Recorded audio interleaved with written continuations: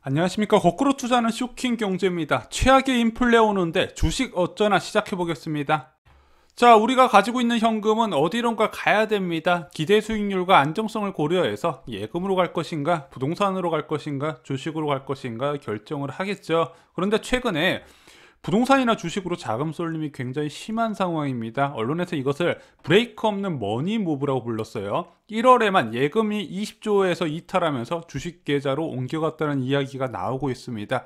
높은 기대 수익률이 있는 곳으로 자금이 빠르게 옮겨갔다는 부분이죠. 자, 예금에 있던 막대한 자금이 주식, 부동산으로 이동했던 이유는 뭐 누구나 다 알고 있는 저금리 때문에 그렇습니다. 0.5%라는 기준금리가 1년 정기예금 0.7%라는 사상 초유의 사태를 발생시켰죠. 한국은행에서 대놓고 주식이나 부동산 하라고 떠민 꼴이라고 제가 말씀을 드렸죠.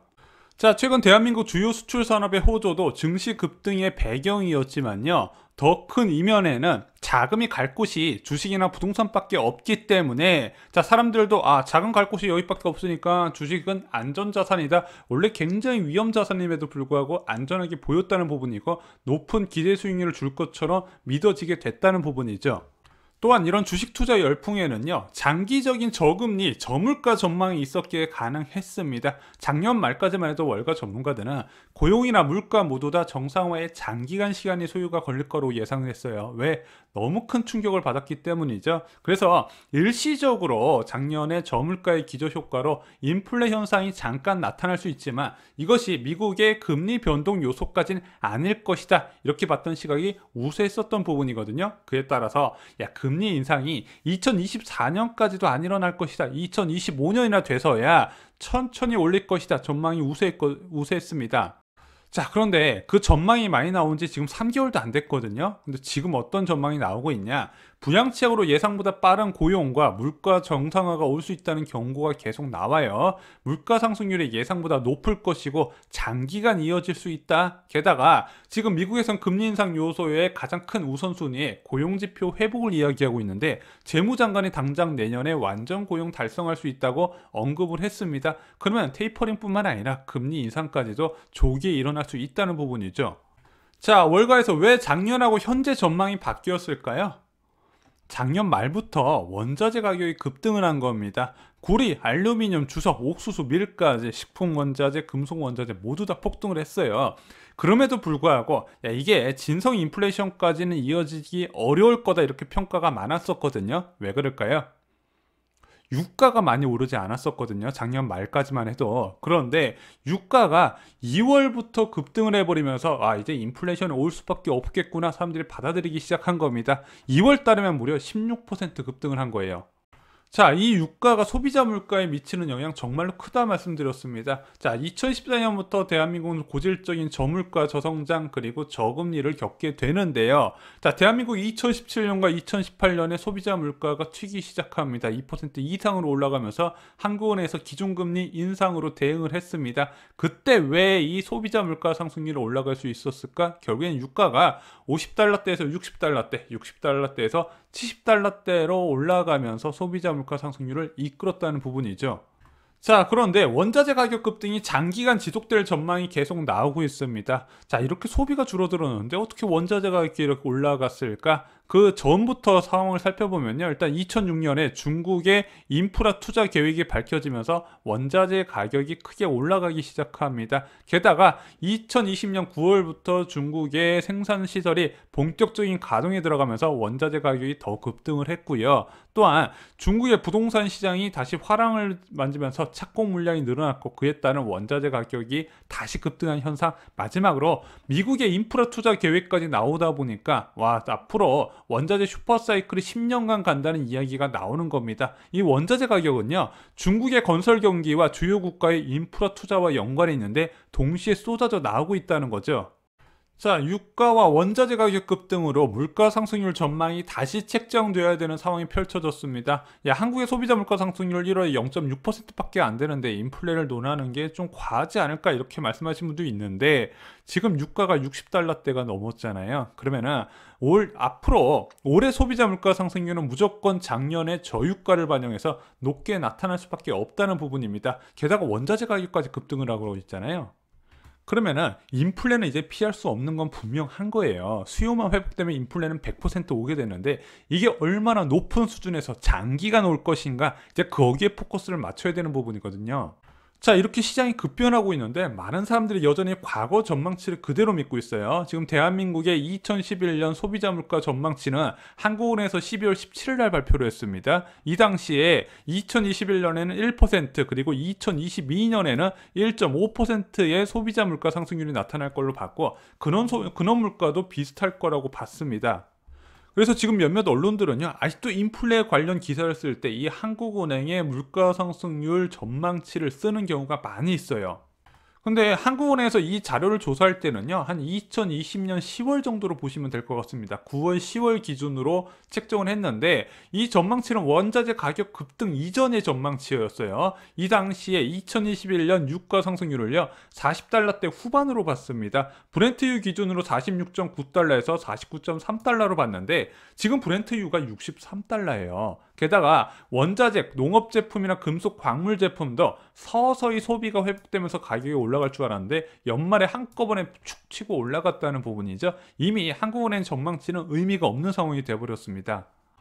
자, 이 변하는 상황을 투자자들이 인식을 해야 돼요. 지금 당장 소비자 물가 안 나온다고 안심할 부분이 아닙니다. 작년 데이터를 기준으로 한 물가 상승률 전망도 빨리 잊어버려야 돼요. 당장 생산자 물가부터 치솟기 시작했습니다. 오늘 발표된 1월 생산자 물가 증감 지수가 전월 대비인데 무려 0.9% 급등을 하면서, 자, 2년 만에 거의 두 번째로 높은 최고치를 기록을 했습니다. 그런데 제가 말씀드렸죠, 12월 달부터 원자재 가격이 급등하고 유가는 2월 달부터 급등을 했다. 그럼 본격적인 생산자 물가 지수 상승률은 아직 시작도 안 했다는 부분입니다. 그래서 언론에서도 이제 판단을 한 거예요. 코로나19 회복 시기 수요 폭증 시 인플레로 이어질 가능성이 있다는 부분이죠. 근데 벌써 1월 달에 민간 소비 회복 신호가 나왔습니다. 기획재정부 발표 자료에서 보면은 백화점 매출액이나 국내 카드 승인액 모두 1월 달부터 눈에 띄는 반등세가 나타났다는 부분이죠. 그러면은 저도 3월 이후부터는 계절적 요인과 백신 효과, 재정 지출의 확대로 소비가 급증할 것이고, 원자재 가격 인상 요인과 맞물려면서 한꺼번에 인플레가 폭발할 가능성이 있다는 부분입니다. 그래서 4월 소비자 물가 동향부터 위험하다 말씀드렸어요. 그 4월 소비자 물가 동향이 언제 나온다? 5월 4일에 나온다. 그러면은 지금의 완화적 통화 정책을 고수하는 한국은행의 분위기도 완전히 달라질 거란 겁니다. 자, 맥도날드에서 햄버거 가격을 인상을 했습니다. 30종의 메뉴 가격을 인상을 했는데 얘네들이 왜 올렸을까요? 지금 같은 저소비가 만연한 상황에서. 자, 햄버거를 예를 들어 보겠습니다. 자, 이 햄버거에 들어가는 양파 가격이 2배 폭등했고요. 양상추 가격도 폭등을 했습니다. 신선식품 가격은요, 이미 작년 12월부터 급등한 상황이에요. 국제 밀 가격이 급등하니까 빵 가격이 올라갔죠. 옥수수 가격이 급등하면서, 자, 이 옥수수를 사료로 먹는 소고기 가격이 급등하면서 이 원가 인상 요인이 다 갖춰진 겁니다. 자, 원자재 가격은요, 서비스 요금 인상으로 이어지기 때문에, 자, 이 민간 소비만 돌아오게 되면 인플레이션은 피할 수가 없을 것이라고 보는 부분입니다.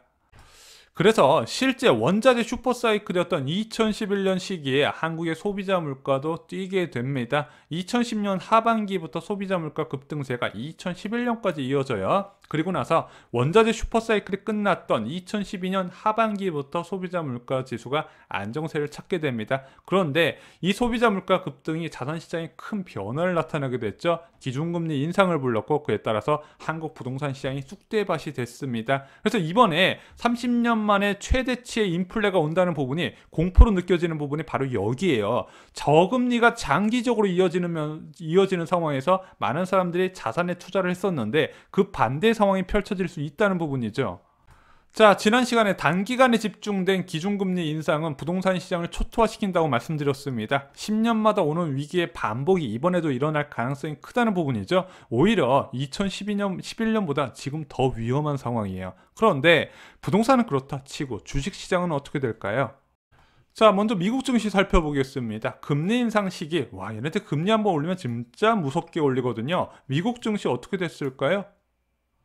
오히려 금리 인상 시기에 주가는 더 상승을 했습니다. 자, 그럼 한국 증시는 어땠을까요? 자, 부동산 대폭락을 불렀던 2010년, 2011년 기준금리 5차례 인상, 그 당시 한국 증시는 어땠을까요? 오히려 더 올랐습니다. 한국 증시 역시 금리 인상 시기에 지속적인 상승세가 나타났다는 부분이죠. 그래서 이런 사례를 근거로 많은 증시 전문가들이 금리 인상 우려에 주식을 매도하는 것은 좀 자제하는 게 좋지 않겠냐 이렇게 많이 언급을 하고 있습니다. 자, 경기 개선에 따른 기업 실적이 받쳐주면요, 금리 인상에도 증시의 자금이 급속도로 빠져나가지 않을 것이다. 그래서 최근에 실적 개선주를 위주로 주식을 이제 매수하라 이런 전략을 많이 공유 받으셨을 겁니다.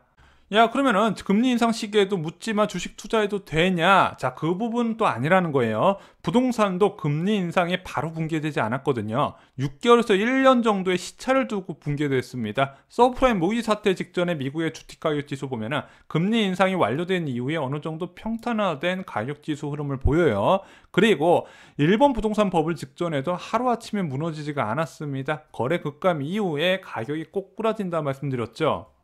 자, 주식시장 역시 금리 인상 완료 이후에 급락 상황이 펼쳐졌습니다. 한국뿐만 아니라 미국 증시까지도 금리 인상이 끝난 시점에 오히려 꼬꾸라졌다는 부분이죠. 오를 때는 아무 일 없었는데 다 오르고 나니까 꼬꾸라지는 상황이 많이 펼쳐지더라. 왜 그랬을까요? 저금리의 장기화로 과도한 부채가 쌓인 상황에서 지속된 금리 인상은 위험 요소가 잠재됐다는 겁니다. 우리나라가 안 털어지더라도 다른 주요 국가에서 막대한 부채가 쌓인 상황에서 자산 가격이 붕괴되고 그에 따라서 금융 시스템 위기가 나타나면서 전 세계 금융 시장이 동시에 침체되는 상황이 있을 수 있다는 부분이죠. 그래서 금리 인상 자체보다도요, 인상 끝을 더 조심해야 된다. 오늘 이렇게 요약을 드리겠습니다. 이상으로 쇼킹 경제 마칩니다. 좋아요, 구독, 공유 꼭 부탁드립니다. 감사합니다.